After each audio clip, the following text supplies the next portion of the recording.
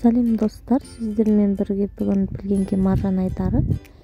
Менің есімім Жанар болады.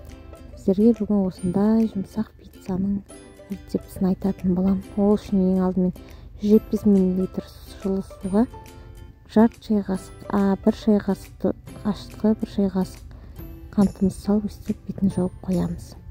Одан соң ұнымызға жарты шай қасық тұз, үстіне 25 граммдай шымшық майымызды құйып, оған жаңағы көтеріп қойған растворымызды салып, жұмсақ етіп қамыр илейміз. Пиццаның қамыры өте жұмсақ әрі күшті болып шығады. Менің арнама тіркеліп, подписаться кнопкасын басып отырыңыздар. Осындай қамыр шығады, бетін жауып, шамалы тындырып қоясыздар. Одан соң оны алып екіге бөліп, осылай мен сияқты екіге бөліп қоясыз. Шамалы көтерілгенше қоямыз. Май жағып, осылай күнбағыс майын, шемшік май дейміз ғой, жағып, осылай оны да екі жуаланы бірге қойып қоясыздар. Ортасын бір-біріне жабысып қалмас үшін мен сияқты осылай мен қасықпен бөліп қойдым екі ортасын. Осылай бөліп қойсаңыздар болады, бір-біріне көтерілген кезде жабысып қалмас үшін. Шамалдан кейін менің қамырларым осылай көтерілді. Пиццаның начинкасын дайындаймыз.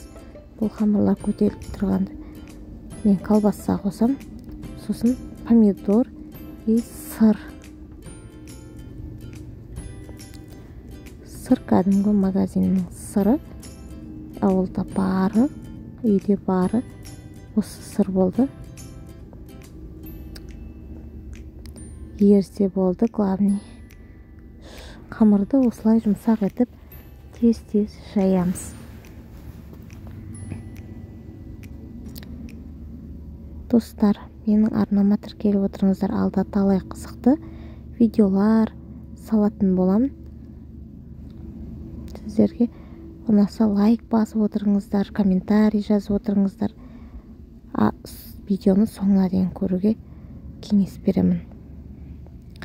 Осылай етіп, қамырды жұқа етіп жайып аласыздар да, табаның астына кішкене ұн сеуіп қана табаға орналастырасыздар. Жиектерін қолмен кішкене бүріп жібердім, қалың болып тұру үшін жиегі. Сосын кетчуп пен майонезден араластырып соус жасадым. Негізі пиццаның өзінің арнайы соусы бар. Оны алдағы уақытта айтатын боламын. Мынау асығыста жасалатын кетчуп пен майонез қосатын соус. Осылай етіп бірінші өркелкі етіп жайып аласыздар. Қызарып осылай пиццамызға қып-қызыл рең беріп тұрады. Одан соң ең бірінші начинкасы менде ең бірінші астына сырды саласыздар. Таза пиццериядағы пиццаға ең бірінші осылай сыр салады. Сосын бетіне колбасаларды дөңгелектеп, әркім өз қалауынша қояды. Бірақ мен бұл жол дөңгелектеген жоқпын. Барлығын майдалап, ингредиенттерін барлығын майдалап турап алдым да бетіне осылардың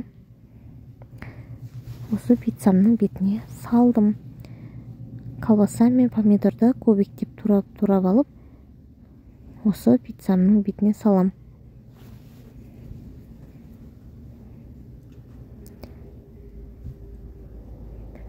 Өте жақсы, қамыры деген керемет болып шығатын пицца. Сіздерге де ұнауы мүмкін. Өйстіп 180 градус қызып тұрған пешке алдын ала кішкене бетіне сыр сеуіп жіберіп, солай саласыздар. Осылай пиццамыз дайын болды.